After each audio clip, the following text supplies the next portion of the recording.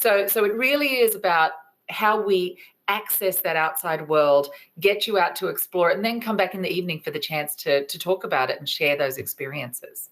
And I really like the talk about it part too, because, and that is a differentiator between you and a Seaborn, let's say, and I'm not picking on Seaborn. I love Seaborn. Don't get me wrong. It's a comparison. And, Yeah. You have those experts come in, you do your talks, and rather than, what somebody might consider, an evening's luxury, this is an evening's education, which I think is really cool. And I really like it from the kids' point of view.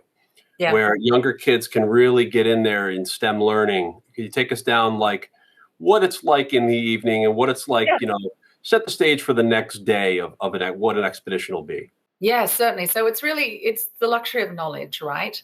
And so every evening, it's something we're famous for. And this goes back to the very beginnings. We were actually the very first small ship expedition company. We took the first guest to Antarctica in 1966. And we do this thing called our recap. And so when you're on our ships, our lounge areas where we do these recaps, and you have, it's going to sound a little hokey, but we have this circle in the middle that we call our circle of truth. And that is where our expedition team or expedition members are going to provide the knowledge from.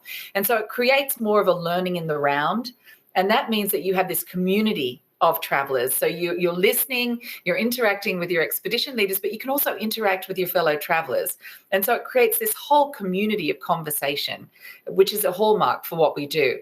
And we also, so in those evenings, we talk about, what did you see today? What did you experience? Why is this important? If we saw glaciers, what's happening with those glaciers? If we saw penguins, what's happening with the different penguin species in the place? We're going all Galapagos, the giant tortoises. And then we talk about what your options are for tomorrow. So this is what we're planning to do. And so here are your options to go out and explore it so that you can choose. You can always change them tomorrow, but it just gives you an idea of what the chances are going to be. I will preface that with a true expedition, we have plans A through Z, because if something remarkable happens that we want to see, we'll divert to go and see that. So that's the beauty of an expedition. We don't have ports we have to be in. It is all about being led by the destination. The next really cool thing is we have what's called our Global Explorers program, and this speaks to those younger guests you were talking about. And our Global Explorers was put together with National Geographic Education. And that program is designed to really instill the spirit of adventure and exploration in our guests under 18. And they get to do cool things like learn to drive Zodiacs. They get to take plankton samples and look at the health of the marine biodiversity around our ship. They get this remarkable field notebook specific to the region they're visiting.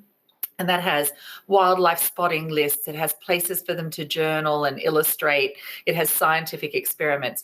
And so we have our field educators on board that are going to lead them through those programs during the week. But it's not separate from the family. And this is, I think, a real key to children being able to learn. They do it alongside their parents. So it is a family experience. And that's what makes it really, really special. Is that a differentiator for you? Or do you find that others are not taking that approach with the kids and the education? Yeah, look, it certainly is. And that's on every Galapagos, Alaska, Baja, and you'll be the first to know here, it's actually extending to our Antarctica departures as well. But it's a huge differentiator. I think a lot of other expeditionary products that are in the luxury segment, that they really focus on the adults, right? It's about a more, quiet experience. I find the families who travel with us to all these places around the planet, they're enamored by the opportunity for their children to learn. They want them to learn. They want them to understand. They want them to be good stewards of this amazing planet.